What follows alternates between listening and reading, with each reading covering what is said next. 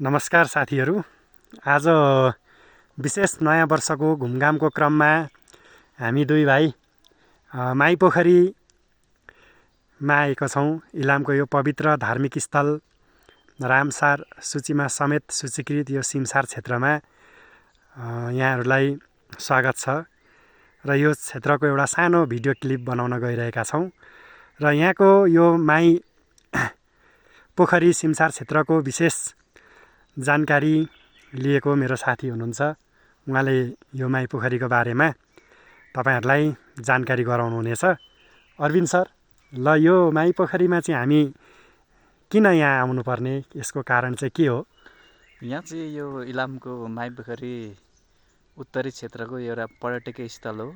हजुर। यहाँ चाहिँ हरेक दिन विभिन्न धर्मावलम्बीको, विशेष गरी बौद्ध धर्म, त्यसै गरी हिन्दू धर्म मान्ने मानिसहरूको चाहिँ यो पाठ पूजामा एउटा धार्मिक आस्थाले आउनुहुन्छ। हजुर। त्यसै गरी यो क्षेत्रमा विशेष गरी विभिन्न प्रकारको जीवजन्तु, चराचुरुङ्गीहरू, हजुर, त्यसै गरी जडीबुटीहरू पनि रहेको छ। त्यसै गरी लोपोन्मुख चराचुरुङ्गीहरू, त्यसै गरी यहाँनिर गुराँसको पनि विभिन्न प्रजातिहरू छ।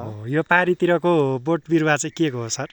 यो विशेष गरेर यो एकदम धारिलो खाले चाहिँ हजुर, यो सल्लाहरू हजुर, एकदमै राम्रो मनमोहक यो पोखरी हैन, एकदमै मनमोहक देखिरहेको छ। पानी हेर्नु त कति, यो चाहिँ एकदमै राम्रो स्वच्छ पानी। पानीमा चाहिँ कमलको फुलहरू एकदमै मजाले देख्न सकिने रहेछ। हजुर, माछाहरू पनि यहाँ रहेको कुरा जानकारी भयो। त्यसै गरी यो पोखरी निकै लामो पनि रहेछ हैन, 3-4 हजुर 9 कुना यसको। नौ कुना निकै मनमोहक यहाँको समेटेको छ। हजुर, निकै सुन्दर शान्त ठाउँ रहेछ, मनमोहक। इलामको एकदमै घुम्दै पर्ने ठाउँहरू मध्येमा यो माई पोखरी पनि एकदमै रमाइलो, रमणीय हिसाबले मनलाई आनन्दित गराउने यो क्षेत्रमा साँच्चै एकपल्ट चाहिँ हामी आउनै पर्ने रहेछ। यहाँको यो पानी, अनि यो पानी हेर्नुहोस् न, यो कति कञ्चन छ। यो माथिको बोट बिरुवाको छाया चाहिँ यो पानी मुनि तपाईहरुले देख्न सक्नुहुन्छ। यसले धेरै नै आकर्षित बनाएको छ। यो प्राकृतिक सुन्दरता त यहाँ छँदैछ, त्यसमा पनि यहाँ धार्मिक आस्था र विश्वास पनि छ। एउटा पवित्र धार्मिक स्थल, विभिन्न भाकलहरू पुरा गर्नको लागि मानिसहरू एउटा आउने ठाउँ पनि हो। यहाँ चाहिँ केही भाकलहरू छ भने आएर मनोकांक्षाहरू पुरा गर्नको लागि हिन्दू तथा बौद्ध धर्मावलम्बीहरूको एउटा पवित्र धार्मिक स्थलको रूपमा पनि यसलाई लिइन्छ।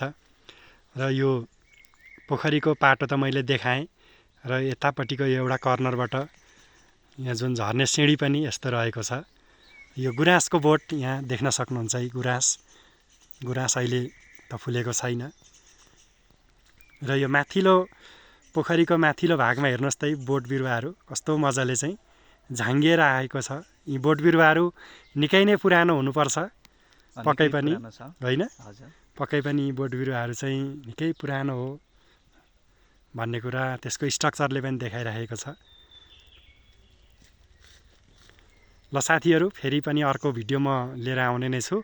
आजलाई यो सर्ट क्लिप तपाईहरु समक्ष प्रस्तुत गरेँ। धन्यवाद।